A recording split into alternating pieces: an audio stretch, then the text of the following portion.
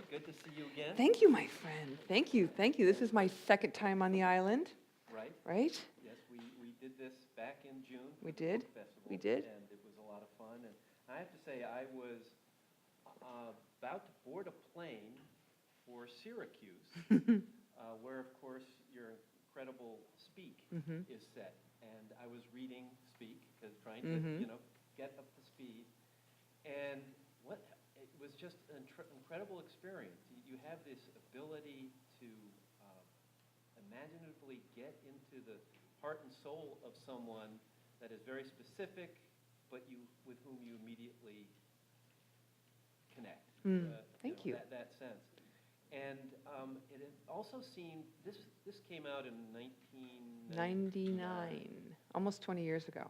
Almost 20 years ago. And it just, what was like an electric shock was how immediate it is. I mean, it's as if it was ripped out of the headlines today. Sadly. And given your experience in the schools here on Nantucket Right, today, right. and all the books you've written since, I mean, where are kids going today? And, how does that, the universality you were able to get there and how it all works?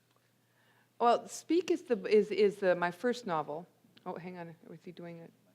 Oh. You missed all the really great things he just said. I'm sorry, you guys. It's a shame that wasn't recorded, because just pearls of wisdom coming out. Speak is my first novel. It was published in 1999. It's a YA contemporary book. And it's about a ninth grader struggling to find the courage to speak up. Before the book opens, she's a victim of a rape. She doesn't tell anybody. And so as she goes through her freshman year, she's coping with the depression, with the trauma. She's also coping with being a ninth grader, which is hard under the best of circumstances. When the book came out, obviously in 1999, there were some people who were not really pleased that I wrote it, because they were uncomfortable with the idea that a teenager might read this book. That hasn't stopped, which is very, very interesting. And I'm actually I was just talking to my editor, we're going to do a 20th anniversary edition of Speak. So we're trying to figure out how to prepare for that.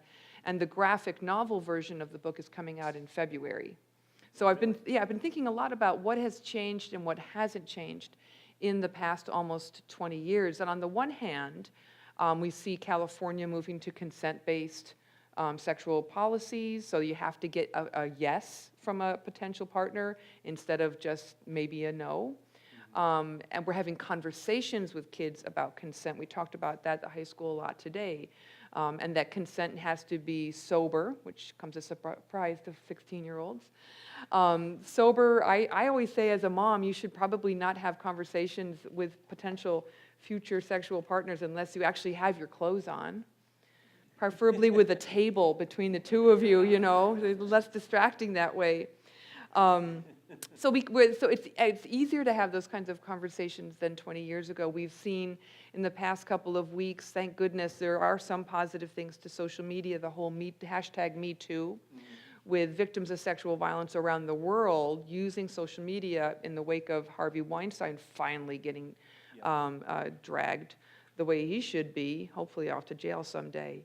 But it's, we have women, first of all, not all victims of sexual violence are women.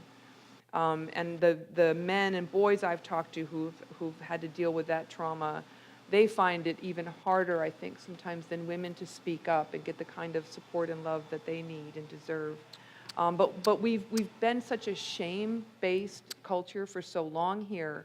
I see us taking a couple steps forward and then we go sliding back, and then maybe a little bit. So we haven't come as far as I thought we would 20 years ago. Yeah, so it's... Okay. Yeah, all right. Here I am. Are you going to start singing now? Yeah. Valare. Now, you've, that really sort of began things, but you'd been writing for quite a while before that. I had been writing badly. Really? Yeah. Would you look back and see that as the book where it all sort of came together for you? Well, there were two things going on. I'd written picture books and I'd published those, but you can really get away with murder with only using 500 words. Like, people don't notice your narrative style so much, as long as everything's spelled right, and there's good pictures. But I'd written some very failed novels, my apprentice attempts that shall never see the light of day. But I'd been working on Fever 1793, which was my first historical novel. I'd been working on that for about 4 years and had gotten to the point in the writing process where I was just stuck. Like, it was done, it had been submitted, it had been rejected, and I didn't know how to make it better. So I had been trying to figure out the form of the novel for quite a while. I put that aside and wrote Speak, just because the story came to me very clearly.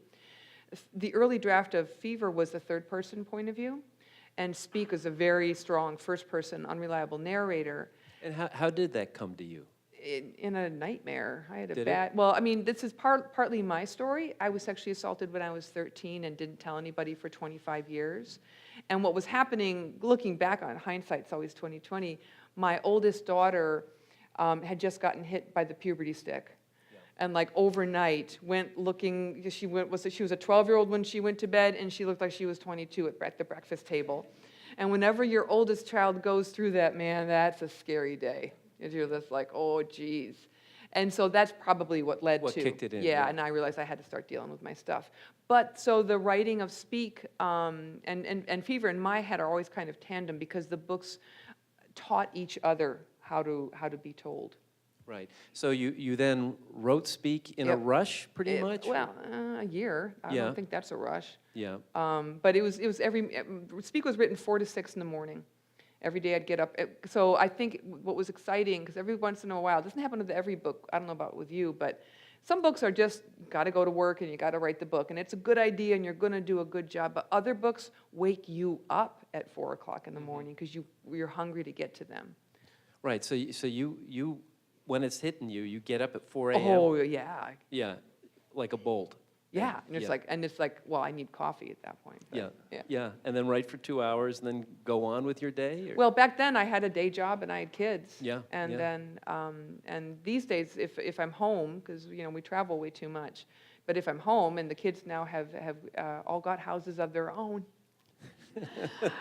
so nobody interrupts me at 6. I can keep going. Yeah, yeah. That's fun. And so then you returned to Fever. Yeah. And how did you see that differently after having written Speak? It's hard to piece out how much of my insight into Fever came from taking a year away from it. Because when you're into a story up to your eyeballs, often you have at least I have so little perspective. I can't see how to make it better. And but when I went back to it and I realized that I really wanted to experiment with writing the first-person narrator in Fever as well, because I had just done that in Speak, I was like, oh, now we're cooking with gas. Yeah. And so it was really a fun thing to do. Right. The story came alive. Yeah. So how do you deal with research in terms of the research, learning about what you want to write about, and then igniting that voice that you have? Because each one of your historical novels, that's the real continuity between your other ones, is that there is that voice, that specific person, and how does that inform your research and vice versa? Oh, that's really interesting. You ask good questions. Well, I'd like to hear the answer. Have you ever thought about writing? I think it was much harder to find the voice or to wait patiently for the voice in the historical novels. I mean, I'm emotionally frozen at 15. There's a big part of me that never stopped being a teenager. So finding the voice for the YA novels is much less of a challenge. With the historical novels, and for 3 out of the 4 novels, I was writing outside my ethnic background, so that was another layer of research and had to understand representation issues and do a whole lot more work to make sure I was trying to write with integrity. And so for me, I guess, I roll, I've got a dog who loves to roll in turkey poop. Yep, a German Shepherd, she's old, and Lord, does she love turkey poop, man. Only turkey? Only turkey, right? Okay, We've had wow. pheasants come through, and no, it's just, there's something, because it reeks, it's horrible. But she's so happy, she loves to smell like turkey poop. That's the way I am with research. I just like to roll around in it, So the research is turkey poop. It's fodder, And then you try to come up smelling in a way yes. like the past. Yes. Yes. Yeah. That's exactly it. But I think that you know this, that submersion in the, not only the research that goes in the books, because that's very few of the details of the facts that we come across in primary sources and stuff ever make it into the story. But you have to kind of, live in that world of reading all of the newspapers that came out that month, in Philadelphia or New York, even though you're only going to pull a fact from a couple. Because understanding, like, what people were buying in the shops, and the guy who was selling ribbons very much cheaper now, his ribbons are more, it's like the gestalt of the world has to be absorbed, like turkey poop. And then at some point in the storytelling and the research and writing process, the only way I can describe it is magic.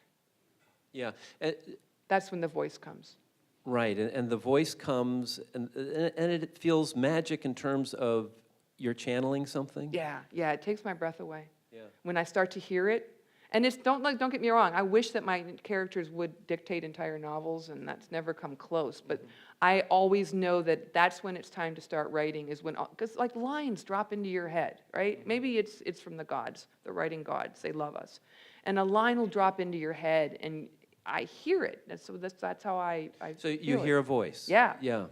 Yeah. And, well, your dialogue is so great, and so you're hearing... Yeah. Yeah, and so when that hits you you wake up at 4 and you hear that voice, you hit it? I can tell you when I heard the voice for the first time in Chains, I was beginning to despair because I had been rolling around in the research for a couple of years, and I knew lots of facts, but I didn't have the true voice of the character. And I went to the New York Historical Society. This is when they had that great exhibit about slavery in New York. So a great book that came out of that too.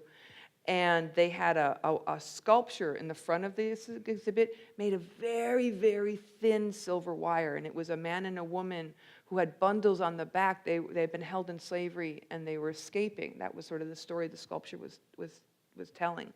But it was so cool because the artist was so smart. As you stood there and you leaned to the side, the wire was so thin, they disappeared. Yeah. And you came back this way, and then they were, and I realized, because in New York City in 1776, 20% of the people who lived there were held in slavery. 1 in 5, New York City. And they were so visible, but to the people who held power and had privilege, they chose to not see them. And then Isabel said to me, the best time to talk to ghosts is just before the sun comes up. And I was like, off we go. That's a line, yeah. Off we go. Yeah, yeah. And I find I will research specifically the book and then a chapter, and it's all there, and I have this sort of sense of panic. How is it going to go together? I work up the notes, and then begin to find a way in, and then it's similar to what you're saying, that, wow, this is the way to go. And for me, it's that beginning, that just what you're saying. It's once you find a way in, it begins to fall into place. Have you ever come across a detail in your research, and either when you find it or when you're going and you're trying to figure out which door you're going to walk in to tell that chapter, it's that detail gives you the key? Is there anything specific? Oh, yeah. Can you give us some examples? Well, there's one. I'm working on a chapter now. Tell me. And sometimes there'll be a detail that is just so good, I find myself bending things around it to a point that it breaks. Yeah. And that really is upsetting to me when it's such a good detail, but it just won't work. Yes. And then there are the details where I find if I put the detail too front and center, it doesn't allow the plot to unfold in a natural way. And so I'm conflicted when it comes to the details. There's one, for example, I am writing about the year of Yorktown, and it's now the battle. The siege is about to start. And there's been a big naval battle already, and which was really fun to write. Oh, I mean, it was just great, cannons, splinters awesome. everywhere. But one of the things that made this all happen was that the Spanish provided a loan to the French. The French were not going to be able to sail up to Virginia unless they had this loan of millions of pesos. and it was in silver coins. And that's a lot of silver coins. And so the French commissary is in a house in Williamsburg trying to organize a hospital and all these things.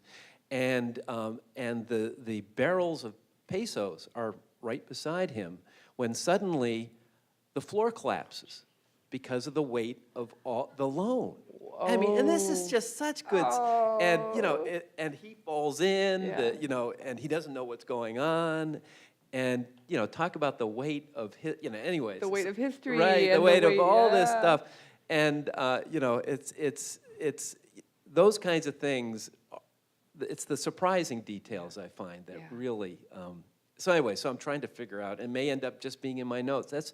I know you do a lot of good with your historical novels. You have a lot of back matter that really is help, and clearly you enjoy the research enough that you want to let people know the trail. I should call the back matter the cutting room floor. Yes, that's what I call my notes. Exactly, because it's that material. Well, for me, I think it's very important.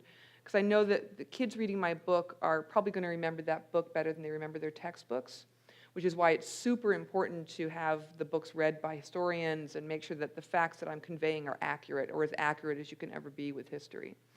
And then in the back of the books, I try to really be very clear with the readers what is factual, what truly happened, what was the stuff that I made up. And then you get to put in cool little details like the fact that in 1781, which prince was it? Was it the third one, Prince William? Yep. Prince William, King George's the son, number 3, came to New York City at the end of the American Revolution. He went ice skating. And there's this plot to kind of try to kidnap him. Right, to capture him. Yeah, it's like, golly, how can you not talk about this? So yeah, it's tough. It's tough. Those gems. So with your historical novels, you've done the trilogy of the Revolution, and you just were saying you were on a tour for the paperback of the final one. Yep. And what's next? Yeah, what are you thinking about? Question. I'm actually going to be doing some research. I promised to write a book that looks at George Washington through the lens of the people that he held in slavery. Because we have to find a way in this country to talk about the wonderful things that our heroes did, and the Founding Fathers did a lot of fine things, but they didn't do everything great. And because of the choices that were made all along our historical path, we are still living in a country with radical racial injustice. I have friends who don't look like me, who are treated differently, their children are treated differently.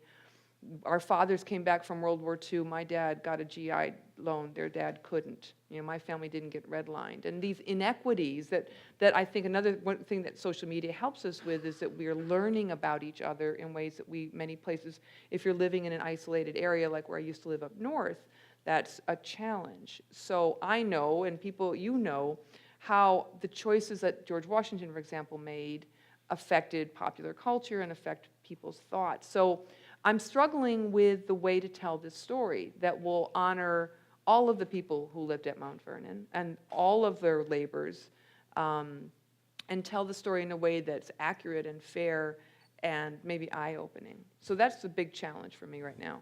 Right, because I am at this point struggling with how to represent Washington's relationship with slavery, and it is a very complicated story. Have you talked to Mary Thomas at Mount Vernon? No. Thompson? I'll give her your. Yeah. She knows more about the enslaved families at Mount Vernon and Washington's relationship. Mm-hmm. She's amazing. Yeah. Good resource. But he thought about not necessarily freeing his slaves. Upon his death, he did. Yeah. But there was talk between John Laurens and Hamilton. Yep. If you've seen the musical, about a scheme by which the South was getting ravaged in the Revolution, and they had this large slave population and not enough soldiers. Right. The plan was, let's give the slaves freedom. Right. And win the war. Right. And it was John Laurens, with Hamilton's help, that really came up with the idea at Valley Forge. Yep. And Washington initially, talk about Washington's relationship Well, and with it's it. important to point out that John Lawrence's father was Henry Lawrence. One of the biggest slaveholders, One if of not the biggest. The biggest slaveholder, I think, Yeah. in the country. He Yeah. was a trader in Charleston, South Carolina, president of the Second Continental Congress, I think, and later captured.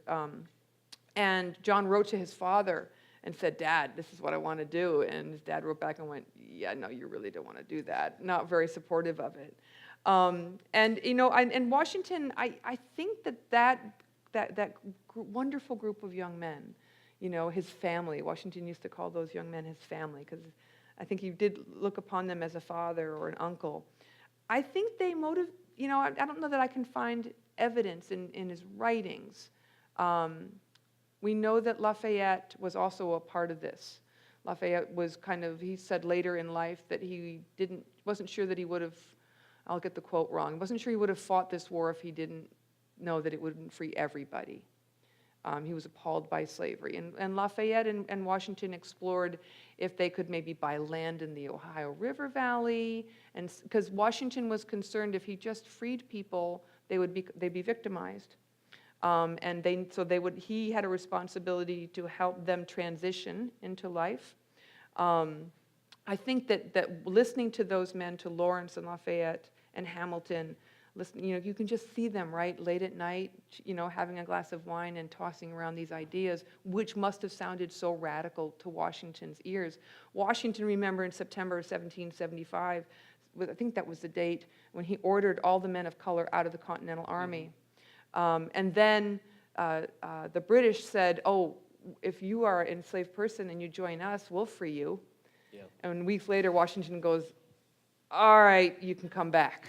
Right? So he was reluctant. There was no heroism. It was a reluctant back and forth. I think one of the things that horrified me most about Yorktown, post-Yorktown, was Washington demanding that the British return the slaves that had run to them. Yeah. And held them in a garrison. And there's this jerk from Virginia who was appointed, his name was David something, who was appointed to put ads in all the newspapers to notify. And so these people who had run for freedom and who had fought for freedom were handed back. Right, and it's just terrible as the siege is occurring and they're, you know, knocking on Cornwallis's door. You know, he's running out of food, so he lets the slaves that he's invited here have freedom, help me build my fortification. So they've been working day and night for weeks. And many of them contract smallpox. Right. And so Cornwallis sees this as a way to infect the opposition and get rid of mouths to feed. Yeah. So he lets thousands of them go, and they don't know where to go. They get caught between the lines, and thousands of them die. Yeah.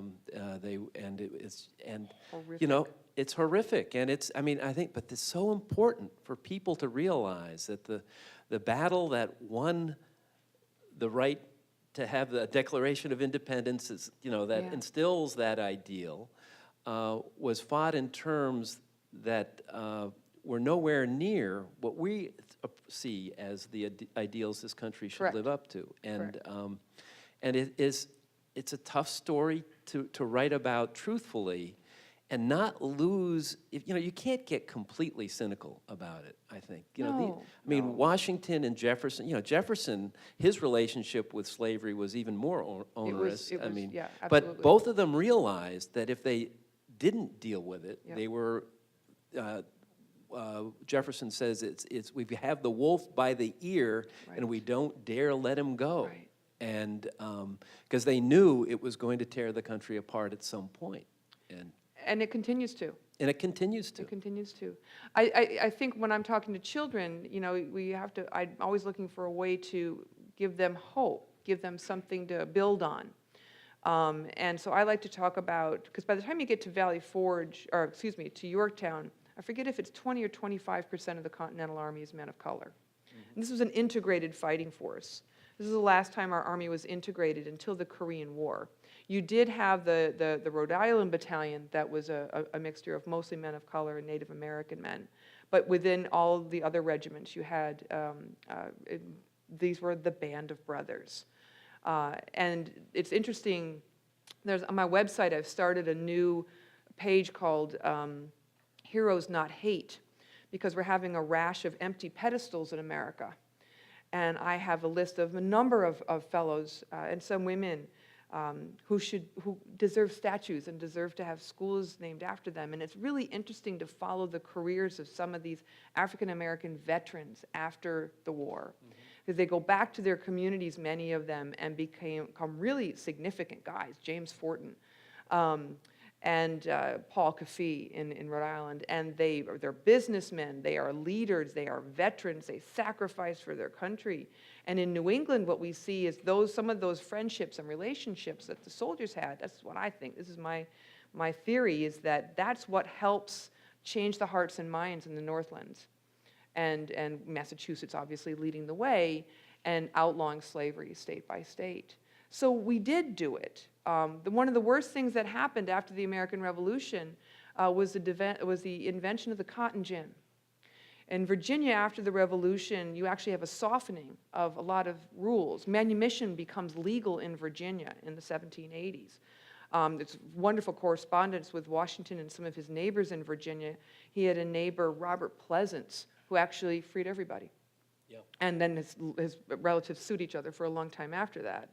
And so like there's this moment, this half a heartbeat where you think, when you're reading the history, you're like, oh, they could have done it. And then the cotton gin gets invented. Right, and that changes everything in terms of states, and slavery becomes such an important part to their identity, and because of greed. Because of greed. Yeah. And that's the thing about the past, and the thing about the present. Yeah, yeah, it is. It's human absolutely nature, is. and I think the worst thing you can do is look in the past and say, no, it was a different time. They were better than us. They saw where they were going. Baloney. They were just like us in terms of not knowing where they were going, being motivated by a wide range of things, with some of it altruistic, some of them completely self-centered. This is life. Yeah, And, that's a very good point. Yeah. So let's talk about your day today in the Nantucket schools. Oh, yeah. You guys have great kids. Yeah, well, I mean, and you do a lot of this. I do, And apparently, you compared yourself to Mary Poppins? Yes. Yeah, yes. How does that work? Because my job is easy. What's hard is being a teacher and having to show up for work every single day. That's just kind of mind-boggling to me, right? Yeah. Whew. And parent meetings. Ooh, committee meetings. Faculty meetings. Oh, goodness. So that's pretty impressive that you guys can do that. But so I'm Mary Poppins. Many children's authors do this. You talk to mostly grown-ups, don't you? Yeah. Oh. Very grown-up. I'm sorry. Yeah. It's more fun to talk to kids because, they don't mess around. They tell you what they think. Yeah. So I spoke today to the middle school kids, and then I spoke to the elementary children, 3rd, 4th, and 5th grades, and that was in the morning. In the afternoon, I spoke to the entire high school. And different audience, that they had read different books. If the teachers were in the room, thank you very much. They were so exquisitely prepared. It was really, that makes it super easy when you don't have to explain everything to them. And they were lovely. They were respectful. They laughed. They were polite and kind. And it was really interesting and wonderful to talk to them. Yeah. Well, good. And so how do you, I'm just curious, as a fellow author, you go to have a day like today, which is completely, you're out, you're on, and you're involved. And then you go home. Do you decompress? How do you immediately fall into your writing rhythm? Well, there's not a lot of writing gets done between September and November, because that's when we're out. Like I was in Pittsburgh. So that's the promotion. There's actually 2 seasons. There's September through November, and then February through May. And it's not just because I don't know how grown-up authors do it, but for children's authors, it's hard to make a living off of royalties. So going out and doing school visits or speaking at conferences. I love to speak at conferences because then you get to talk to teachers and stuff. And then so the off season, if you will, is for writing. But also I'm trying to get a little bit better on some days. For example, this weekend I'll be doing some research in Boston and I'll be doing a lot of writing. At the end of a day like this where the energy output is so extreme, I'm not going to get any good writing done, but I can read at night. you know. And so everybody's got their kind of their tricks. But it's, for me, it is so gratifying to hang out with readers, you know, and that's, I think, a really important part of my job. Well, yeah, and what I find is my books take so long. Yeah. And it's just me and the dog all day. And then just go on a book tour for, Yeah. 6 weeks. Oh. And it's a different city every day, and it's great. It's so much, I actually enjoy it. But it's schizophrenic It is. in a really, and what I find is travel is a great opportunity for me to do research, because I find, it's sometimes hard to spend a day reading primary, stuff like that. yeah. But if I'm traveling, okay, it's a couple hours on a plane Right. here, an hour Yeah. here, and Yeah. and I find it's almost more efficient Interesting. to do that. Then it's helpful. But yeah, no, it's all tricks of the trade. Yeah. Yeah. We are not complaining. We are No. really, we know No. how lucky we are. Yeah. So describe your office and your writing desk. Well, how do you have things that are essential? And what are you doing in those 2 hours? Are you just like in the zone? Are you getting up and doing Oh, that's push-ups? interesting. What's So I used to, when we lived up in north of Syracuse, because the advice I give anybody who wants to be a writer is you should marry a carpenter. Because my carpenter husband built me a writing cabin when we lived up north, and it was really sweet. It was really nice. But we decided... You couldn't bring that to Philadelphia. he offered to build me another one. But we bought a rambling old house that has a full third floor. So one end of the third floor is kind of the business office. That's where I do all the boring email stuff and pay taxes and horrible things like that. And then the other end of the attic is all of my books, and that's where the writing takes place. Because for me, physical space is kind of important. So the best thing is when I get to go up the stairs and take a right and go to the writing space instead of taking a left. So do you completely divide your email life from your creative writing life? Completely. Yes. Completely. Because it's a So you different don't part feel of my the itch. brain. You don't feel Oh, the God, itch? no. Good. I Good for hate you. email. Yeah. Anybody who's hard to write to me knows that. Because, it's to me, I try to describe this as the difference between the writer part of our job and the author part of the job. This is the author part. Yeah. Corresponding with readers is the author part. For me, even like corresponding with the historians who vet my books, that's also kind of the author part. To me, that's quite different from like when you're writing and you're just so deep into it, you lose track of where you are. Isn't that a great feeling? That's my favorite. Yeah, that really is it. Yeah, it could be flow. a beautiful day out Yeah. there, but if you reach that moment where time doesn't exist, Yeah. and Yep. And when you finally look at the window, you're like, oh my gosh, it's exquisite. I think that's the closest people our age can get to being a 3-year-old again. yeah, totally. It's almost the definition of losing yourself, isn't it? It truly is. Yeah. Yeah. No, you don't always feel it, and No. no. And that's sad. Well, Yeah. so how does it work for you? For in terms of how I organize Yeah, my how you life. organize the Well, I don't. space Everything is one place. Yeah. And it's down in the basement. I'm very envious that you go up. Yeah. I go down. And but no, I can't complain about the office. But and it's full of books, just because there's just so much stuff I have to read for each book, and and I'll typically begin the day sitting down, answering some emails, which is a mistake, I know.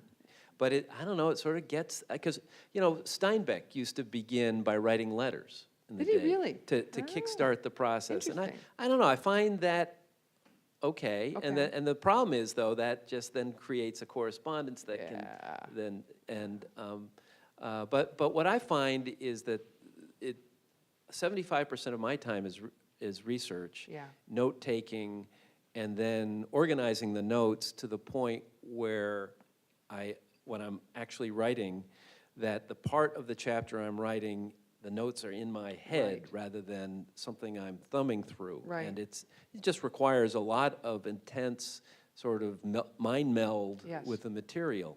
And that only comes after a lot of not only reading, researching, and note-taking, but internalizing it. Yeah. And then what I love the writing process, but for me, it's 25% of my time rather Yeah, than 75. interesting. And so and so that happens fairly quickly, at least for a first draft. And I do a lot of revising. I mean, it's and in fact, sometimes, when I'm writing something, I'm just wincing at how, Oh, yeah. Well, bad yeah, that's that- okay, though. Right, Yeah, it is good. yeah. And I love the revision process. Yep. And so for me, that's something. And so I will work till lunch, walk the dog, get lunch, work till the dog needs her big walk. Yep.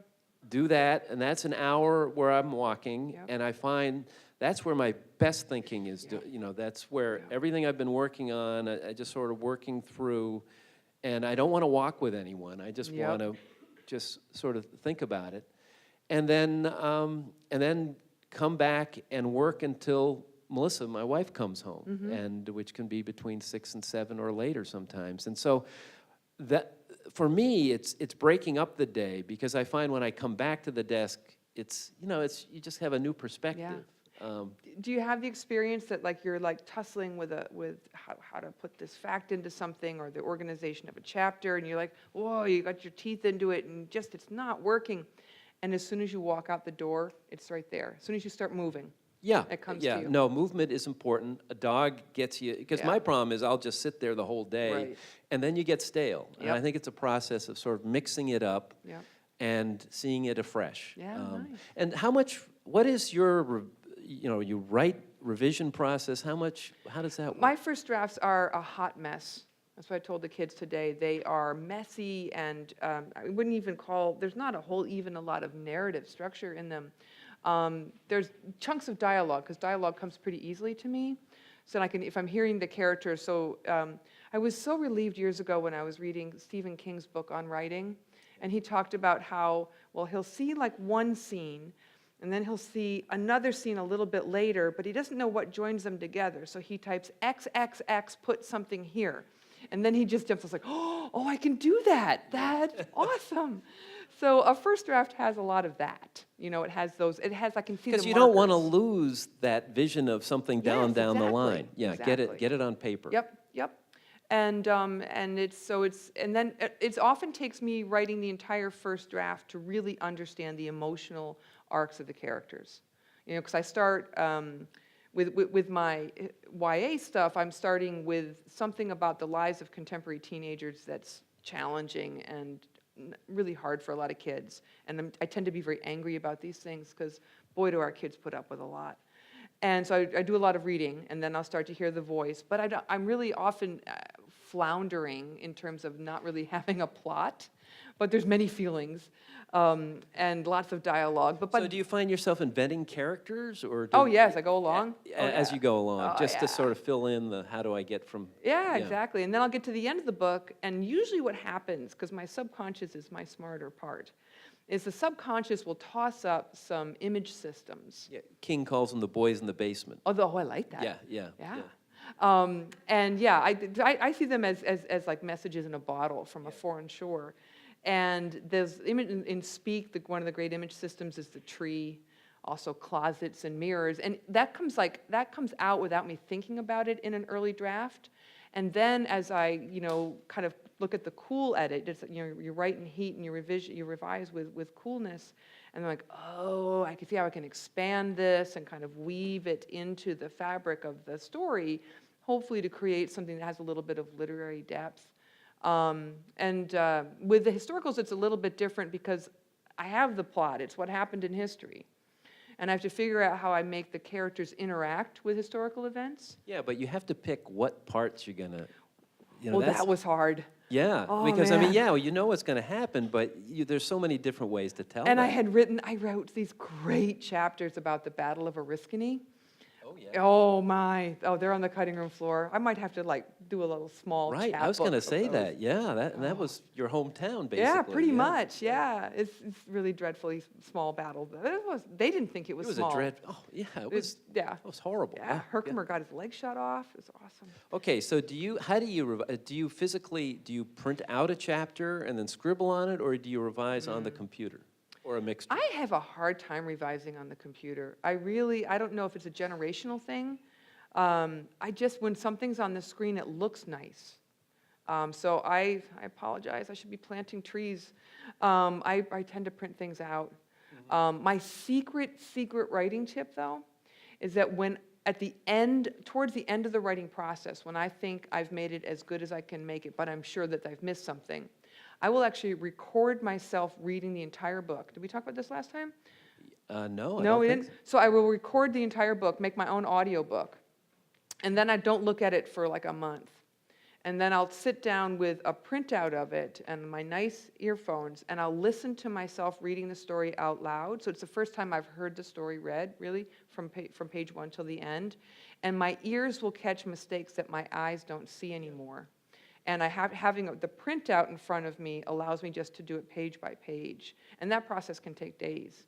Yeah, my equivalent of that is when I finish a first draft of a chapter, I read it to my wife Melissa after dinner, and so she's doing the dishes with a notepad beside the sink, and it's for me it's hearing it is so much. It's just entirely different. Once again, it's like a reboot or whatever, and then she'll write something down, and I'll say, what was wrong with that? Just keep going. But for me, that she'll have input, but as I'm reading, marking, Can't believe I used that word again. Right. 5th time in 2 sentences.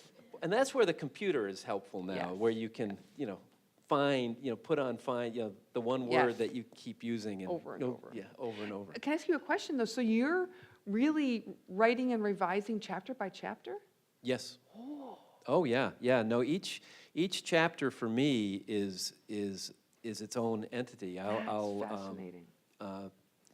I work chapter by chapter. I finally get it to the point where I'll read it to Melissa, revise it, and then send it to my father and my researcher, who then give me their input. My father, the ex-English professor, is particularly nitpicker. Oh. But it's great because it's almost just the process of sharing it for me, and it gives just me a sense of, okay, how's it going? At least I'm sharing it with 3 others, right? And it's helpful for me because I just to go the whole distance without any input would be just almost emotionally hard. So I then get it to a point where, and I also do my notes at that time. Smart. Because if you save your notes to the end, it's misery, because when you've finished a chapter, you know where everything, it's all, but it's terrible because I just want to get going on the next one. It's the last thing you want to do, but it's 2 days of my life, and once it's down there, it's good. So, so I'm working chapter by chapter. Do you use, I'm thinking about turning one of the walls of my office into a whiteboard, just because I have some projects coming up that are kind of complex, and I've experimented with a lot of different kind of visual organization techniques, and I'm thinking that a wall-sized whiteboard might be the way to do it, to lay out, all that. How do you manage all this stuff? Yeah, well, visually I have a lot of maps on the walls, and for me, just going to the place, I just, that visual aspect, once again, you don't quite know how it gets into the book, but it helps.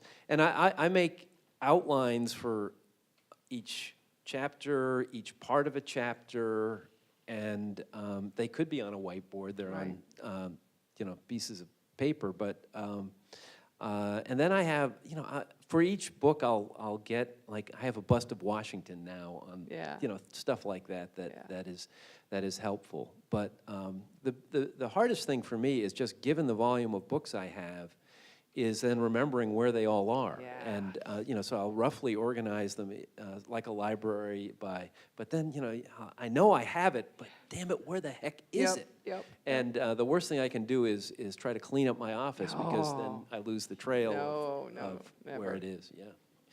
That's a bad thing. And then it's so depressing when you've like filled all the bookcases in your house. And you have to bring another bookcase in, hopefully when your spouse isn't observing this happening. And then you have to kind of reorganize things though, and it's painful. Well, we had a storage locker, that was full of books from prior Yeah, projects, sure. and it just was getting ridiculous. And I didn't even know what was in there, and I would buy a book, rebuy a book, realizing I had it. This is stupid. Yep. So I then asked the Athenaeum if they were interested for their book sale, but it's the book sales really here don't work because people don't come to buy books. Right. And where Melissa grew up in Falmouth, they have a very big book sale every summer where dealers from all over the country come, and so every 3 years, take carton loads of books, put them in our truck, take them on the ferry, and go to Falmouth, and they donate it to them, and they make some money. But otherwise, I don't know where I'd put these things. Yeah, So yeah. and it's hard though. You just don't. And I scribble. One of the pieces of advice David McCullough gave to me years ago. He said, just buy the books. Yep. Just buy the books, write on them, scribble on them, whatever, and it's the right thing. It Because I is. don't know, do you scribble on your yeah. books? I think a book it's not alive until I started to mark it up.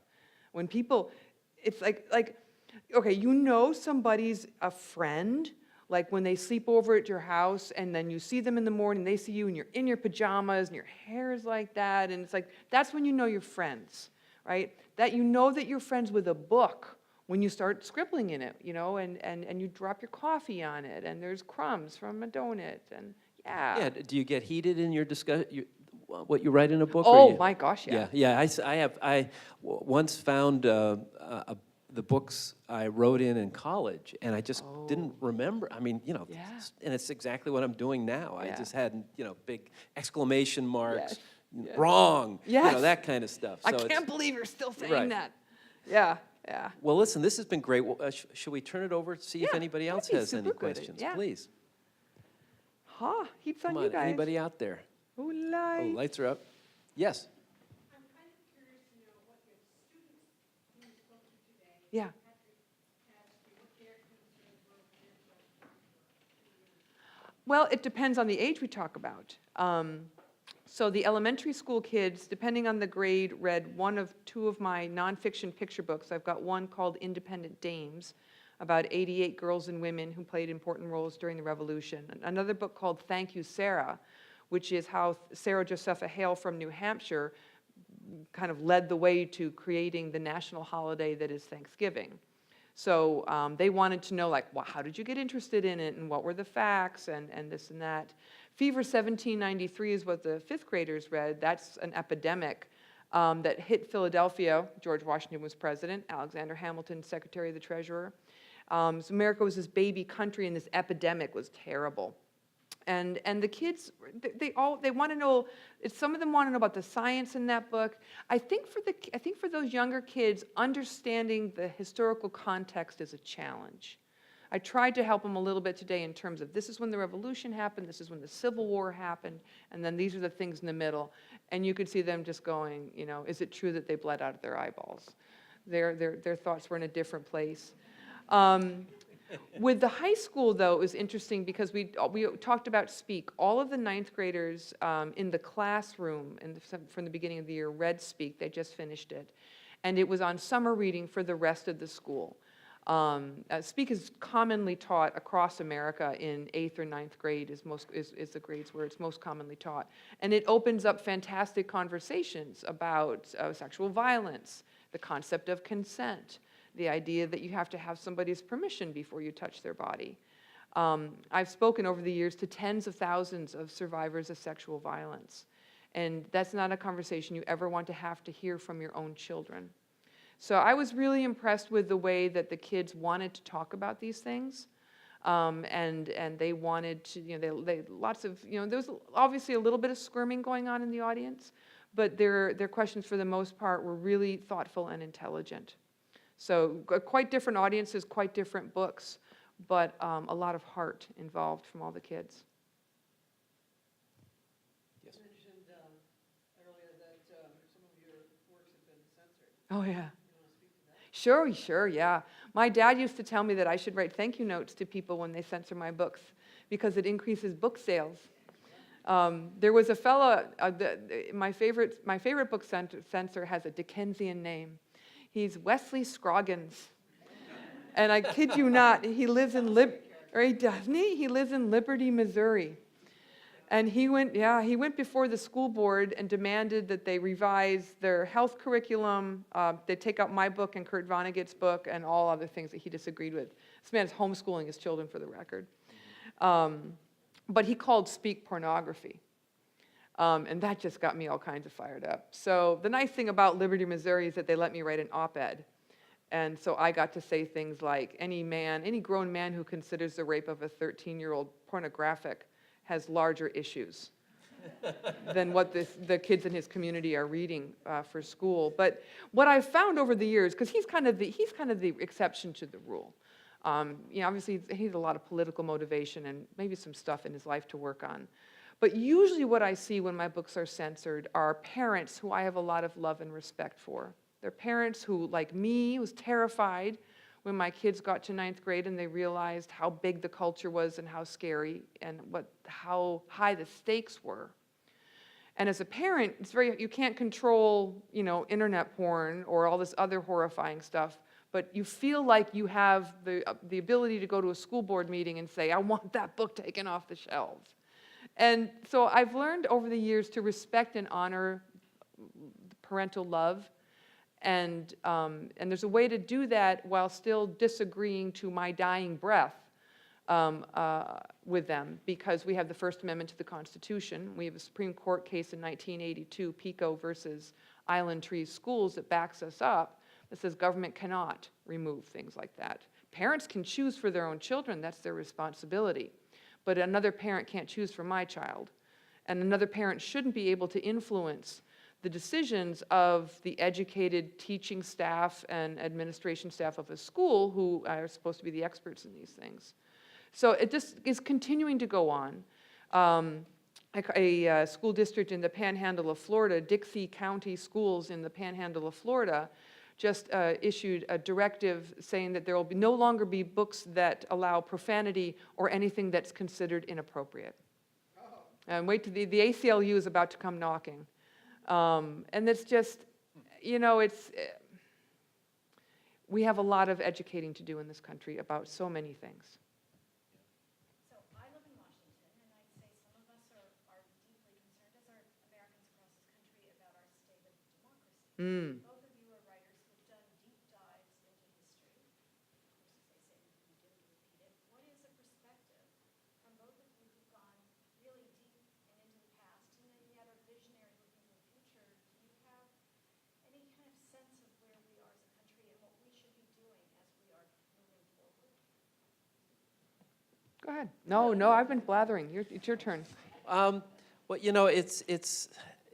this is a terrible time, but it was a terrible time at the time of the Revolution. The Continental Congress was completely dysfunctional.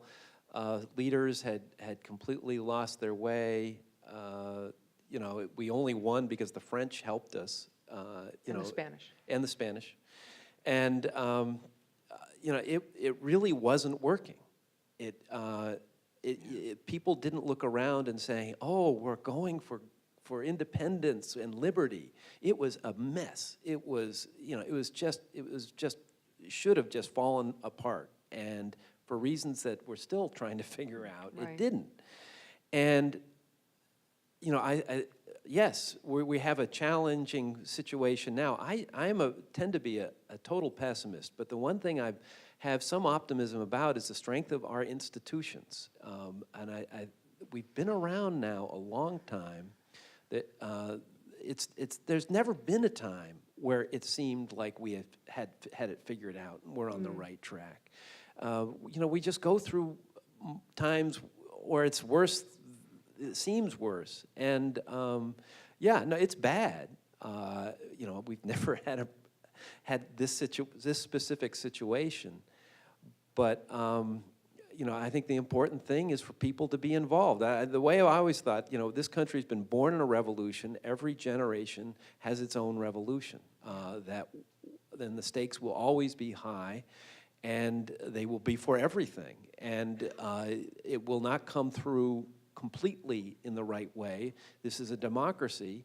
Things have to get really bad before they get better. It's always been that way. We've never sort of said, oh, we should do this. No, first thing that happens is it gets so bad that people realize, oh, we begrudgingly have to do this. It's never, let's plan a little and figure it out. And it's bad now, but it's been bad in the past. And, you know, people say, you know, no, look at the past. Those who don't know their past are doomed to repeat it. I'm afraid no matter how well you know your past, you're doomed to repeat it. The only thing it can teach you is humility, because when you're in the middle of living, nothing's apparent. There's no obvious path. And we're all just making it up as it goes along. And just you hope that the bad stuff will make it so obvious that things need to move in a more, you know, in a different direction. What's your? What I would add to that is that one of the things that makes me really afraid is that, you know, as in education, you've got pendulums that swing back and forth, and I've heard across the country from so many school districts that in the push to improve student scores on these tests, they've taken hours every week away from the teaching of history, civics, government, social studies. So our kids coming through public education today for the last 15 years don't understand it as well as they should, which is part of why they're not. So I would really love to see us be more concerted effort to teach these things and to teach them well. And we've got so many immigrants too that need to learn it. It's not like, you know, it's not fair of us to expect their parents to, you know, like bone up on it. And our parents certainly don't. The people who've been here for generations, we have a responsibility, I think, to make sure that everybody who comes to America can understand some of these basic facts about the way our system works. The other thing that scares the dickens out of me is the manipulation of voting rights. That's immoral, that's heinous. And I think that's something that I'll mount the barricades for. Yes. You both seem to really love so much what you do. It's beautiful to see the passion. I'm wondering, since it also seems like you're almost buried alive happily in your work, what's your guilty pleasure? What do you do for fun? I know you have a dog, so I'm thinking that's kind of... What do you do for fun? I play with my grandson. Yeah. Yeah, that's actually really awesome. But this is fun. I mean, like, my kids sometimes don't understand that, and they're like, "Mommy, you know, stop working." But it's fun. I mean. Yeah. No, but it can be tough for the people around us. It can. Yeah. Yes. Yeah, that's a good observation. That's a very gentle way of saying that. Being self-absorbed is Yes, terrific. that's another way to say it. Yeah. Well, it's now 5 minutes past the hour, so Laurie, thank you so much. Oh, buddy, this was so delightful again. Thank you. Thank you.